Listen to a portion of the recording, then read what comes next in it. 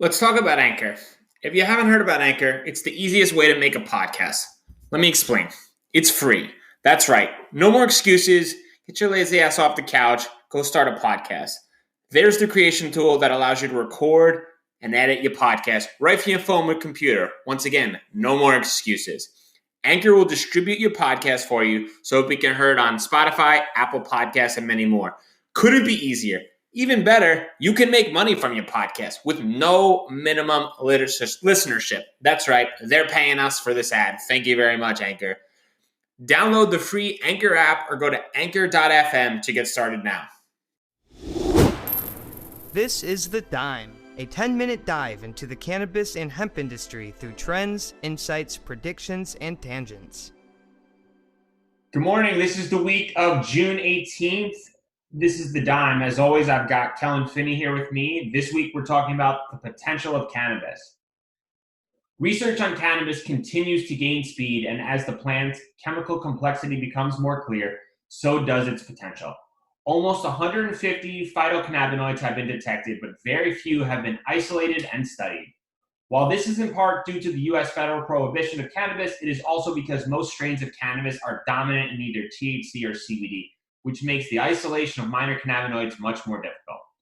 2019, a group of Italian researchers announced their discovery of two new phytocannabinoids, THCP and CBDP, whose structures and functions are similar to THC and CBD. Kellan, do you still think there are still phytocannabinoids that have not been discovered? I do. Takes a long time to do chemical discovery, and there's a lot of molecules out there. So I'd imagine there's probably another dozen at least. What do you think, Bryan? You think there's more or not? Yeah, I think there's a complexity of more that are still out there. I think, to reiterate what Ken Snoke of Emerald Scientific said at the Emerald Conference, we know nothing. And until we start learning things, there's going to be new discoveries left and right. And I think there's an endless amount of new cannabinoids out there for us to discover and understand the effects and the combinations of the cannabinoids, especially with the endocannabinoid system. So I think we're not even at step one in my mind in understanding exactly how this all plays out. And I'm really stoked to see the type of scientific research that goes into it and some of the discoveries that come from the advancement and the understanding of these cannabinoids. Kellan, what does the discovery of new phytocannabinoids mean for cannabis research, and what in turn does that mean for the industry? I mean, at this point, I don't think discovering of a new molecule is always exciting. Purpose behind it and if it can benefit humanity at all is really unknown.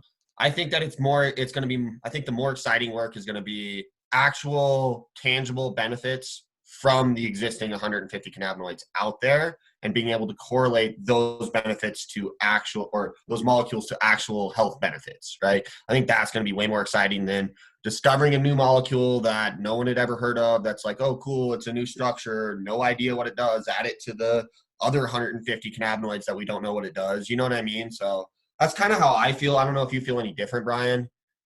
I think when you look at the amount of people in the world that are hurting from opioid addiction or are affected by cancer and these other areas, to think that there might be cannabinoids research that can benefit these people and help them improve their lives, I think is extremely exciting. And I think research will really do that for the beginning of that phase. So I think it means we need time, we need effort, we need extensive studies, and we need funding. Prediction time. What will cannabis research look like at the end of 2020, and what will it look like in 2021? It's not going to look much different right now, I think, at the end of 2020. Potentially at the end of 2021, it could be a completely different ballgame if it gains any federal support at all.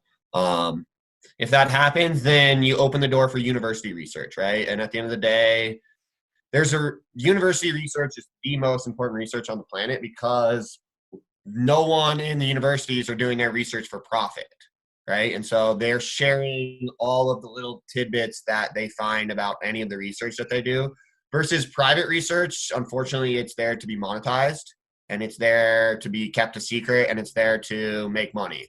And so with all of those factors involved in the private research sector out there, that's why it's still really hard to go find an accurate boiling point of just THC, right? And so all of these other like normal parameters in the chemical world just don't exist because we haven't been able to unleash academia on it yet. And that's only going to happen if we get federal approval. You know what I mean? And so I don't see it changing that much personally. I mean, I don't know if you have a different opinion, Bryan. Optimistic Brian continues to believe it'll be federally legal. I understand that I live in a tiny optimistic bubble, and most people think that's ridiculous, but I think it just makes too much sense with all the states hurting for revenue, and federally it just makes a ton of, at this point now, like all the things we're debating on, they keep going into, well, this makes sense, well, this makes sense, well, this makes sense. And eventually, in my understanding of how real life should work, is that people will look at this group of, does this make sense or not, and go, well, there's everything in this side and nothing doesn't make sense. We should just go for it. And once we go for it, like you said, the academic research picks up. And once that starts to happen, new discoveries will take place. And I think it'll be a really exciting time. And I think from where we sit from an industry standpoint, there could be a ton of new advancements by this time next year. And I think it'll be really exciting for us to be a part of it and to watch it and to be able to kind of live comment as these new things happen. So I'm stoked for it, and I think now is as good of time as ever to be involved in this industry. Thanks, everyone, for participating.